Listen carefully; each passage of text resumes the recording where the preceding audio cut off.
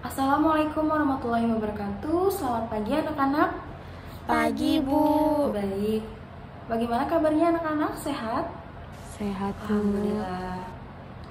Baiklah, sebelum kita mulai pelajaran pada hari ini, alangkah baiknya kita berdoa untuk mensukseskan pelajaran pada hari ini. Oke, berdoa menurut kepercayaan dan agama masing-masing. Berdoa dimulai. Berdoa selesai. Baik, sebelum kita mulai, Ibu absen terlebih dahulu ya. Atia hadir? Hadir, Ibu. Hadir. Andrea hadir? Hadir, Bu. Hadir. Oke, hadir semua ya anak-anak? Baik. Oke anak-anak, pertemuan kali ini kita masih masuk ke dalam dasar-dasar konstruksi bangunan ya. Dengan kompetensi dasar yang akan kita bahas adalah menganalisis jenis dan fungsi struktur bangunan berdasarkan karakteristik. Oke, Ibu ingin bertanya nih, apakah di antara kalian ada yang mengetahui apa itu struktur bangunan? Ada yang bisa menjawab? Saya, Ibu. Yang saya ketahui mengenai struktur bangunan itu adalah bagian penting dari bangunan, Bu, seperti pondasi, roof, dan lain-lainnya, Bu. Baik, bagus sekali Atia jawabannya. Oke, Ibu akan menjelaskan lebih detail pada presentasi ya. Simak baik-baik ya anak-anak. Baik, berikut presentasinya ya anak-anak. Silahkan disimak dengan baik. Oke, yang pertama adalah struktur bangunan. Apa sih pengertian dari struktur bangunan? Oke, jadi struktur bangunan merupakan elemen atau bagian penting berdirinya suatu bangunan seperti adanya atap, pondasi, dan sebagainya. Struktur ini nantinya akan melengkapi elemen-elemen struktur bangunan lain, seperti pada bagian interior rumah, sehingga membentuk suatu kesatuan yang indah dan kokoh. Oke, kita masuk ke struktur bagian atas ya anak-anak. Struktur atas adalah seluruh komponen yang berada di atas tanah. Fungsinya adalah sebagai penopang bangunan dengan bentuk memanjang ke atas seperti rangka kuda-kuda dan balok. Baik, kemudian adalah struktur bawah. Oke, jadi struktur bawah ini adalah komponen yang bersentuhan langsung dengan tanah. Adanya komponen ini berfungsi untuk menjaga keseimbangan dan memikul beban di atasnya. Di bagian ini harus terdapat pondasi dan struktur basement. Oke, dari penjelasan berikut, apakah ada yang ingin ditanyakan anak-anak? Belum ada? Baik, akan Ibu lanjutkan ya. Oke anak-anak, selanjutnya kita masuk ke dalam pengertian-pengertian daripada komponen struktur bangunan.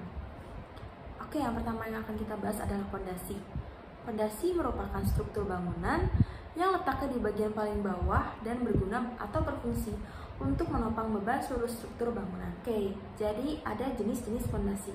Pertama ada pondasi dalam. Di sini Ibu mengambil dua jenis pondasi. Ada pondasi dalam dan pondasi dangkal. Pondasi dalam ini biasa digunakan untuk membuat bangunan bertingkat. Oke, pondasi ini adalah yang didirikan di permukaan tanah dengan kedalaman tertentu, sehingga beban struktur sebuah bangunan dan kondisi permukaan tanah mempengaruhi daya dukung pondasinya. Seperti itu ya anak-anak. Kemudian ada pondasi dangkal. Pondasi dangkal merupakan pondasi dengan kedalaman maksimum 3 meter. Pondasi dangkal digunakan untuk membangun yang tidak terlalu tinggi serta mempunyai keadaan tanah yang keras untuk menahan beban bangunan yang akan ditopang oleh pondasi. Oke, ini adalah gambar dari pondasi dalam dan pondasi dangkal ya anak-anak. Bisa dilihat gambarnya. Oke anak-anak, selanjutnya kita masuk ke dalam struktur komponen bangunan, yaitu adalah roof. Oke, roof adalah struktur dari bangunan yang terletak di atas pondasi dan memiliki fungsi untuk meratakan beban pondasi. Oke, fungsi lainnya yang tak kalah penting dari roof ini adalah sebagai pengunci dinding, sehingga kalau terjadi pergeseran tanah, dinding ini nggak akan mudah roboh. Oke, fungsi roof terjadi penggeseran tanah. Fungsi roof adalah sebagai pengunci dinding sehingga jika terjadi pergeseran tanah, maka dinding itu tidak akan roboh. Seperti itu anak-anak. Oke, sekarang masuk ke dalam jenis-jenis roof. Oke, jenis roof yang pertama ini ada dari berbahan dasar besi. Oke, jenis roof yang pertama ini menggunakan itu tadi besi, kemudian diperlukan besi dengan tulangan dan pokok cincin alias sangkangnya dengan komposisi yang tepat seperti itu. Kemudian ada kayu jenis loaf. Yang kedua itu kayu berbahan dasar kayu. Bisa dipergunakan pada bangunan rumah adat seperti rumah panggung seperti itu. Terus yang selanjutnya ada batu bata. Batu bata sebagai material sloop diklaim kurang kokoh.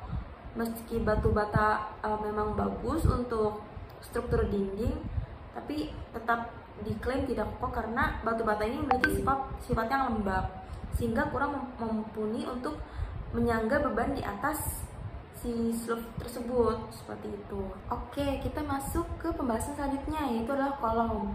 Ada yang tahu apa itu kolom? Ada yang bisa menjawab? Elemen yang meneruskan tekanan, Bu. Oke, betul sekali. Ibu lengkapi ya. Kolom adalah komponen struktur bangunan yang tugas utamanya adalah menyangga beban aksial tekan vertikal dengan bagian tinggi yang tidak ditopang paling tidak 3 kali dari dimensi lateral terkecil. Seperti itu. Kemudian kita masuk ke dalam jenis kolom. Ibu ambil 2 contoh dari jenis kolom karena itu cukup banyak dan pembahasannya akan Ibu beri di modul ya anak-anak. Kemudian kolom ada kolom terikat dan ada kolom spiral. Kolom terikat atau tie column ini biasanya dibuat dengan beton bertulang ya anak-anak. Menggunakan tulangan longitudinal dibatasi dengan tulang ikat yang jaraknya tuh rapat. Apabila jarak antara ikatan berjauhan, maka kolom mengalami keruntuhan geser dan meluncur pada area ikatan. Jadi itu pengertian dari kolom terikat. Kemudian ada kolom spiral.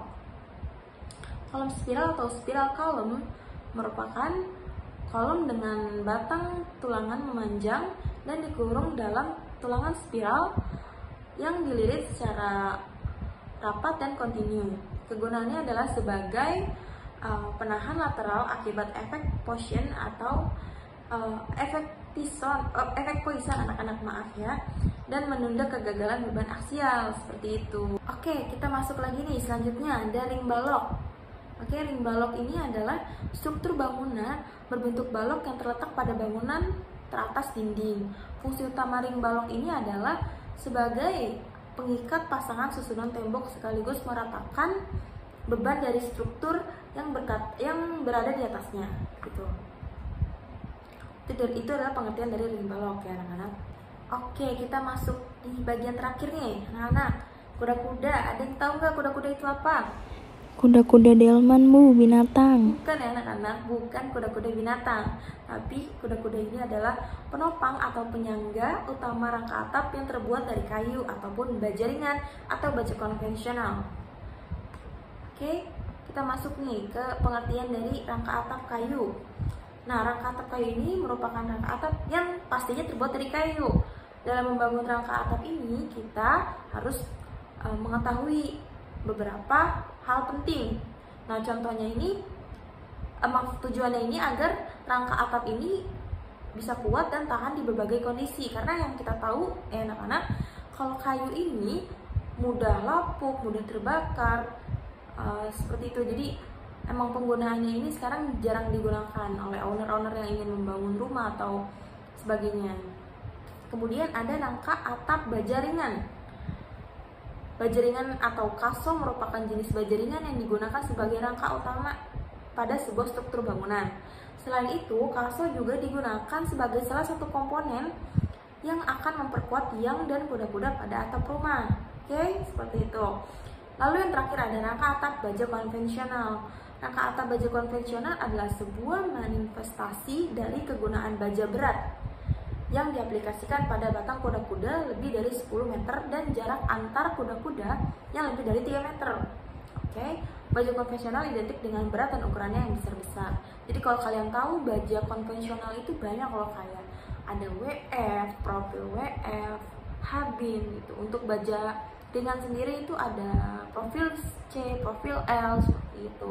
Nah, untuk pembahasan baja nanti akan dibahas lebih lanjut pada materi selanjutnya. Seperti itu anak-anak. Oke, sudah ngerti semua ya, sudah paham semua ya. Oke, nanti ibu akan beri tugas berupa tugas kelompok, yaitu membuat maket.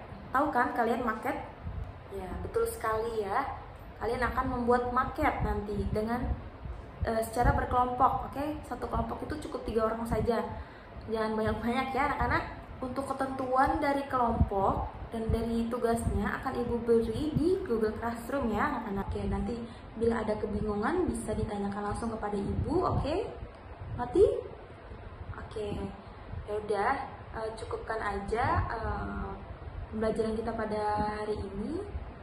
Oke, maaf bila ada kekurangan kata apa yang ibu jelaskan, ibu mohon maaf ya anak-anak. Oke, kita tutup saja kelas jam pelajaran pada hari ini dengan menutup menggunakan wassalamualaikum warahmatullahi wabarakatuh.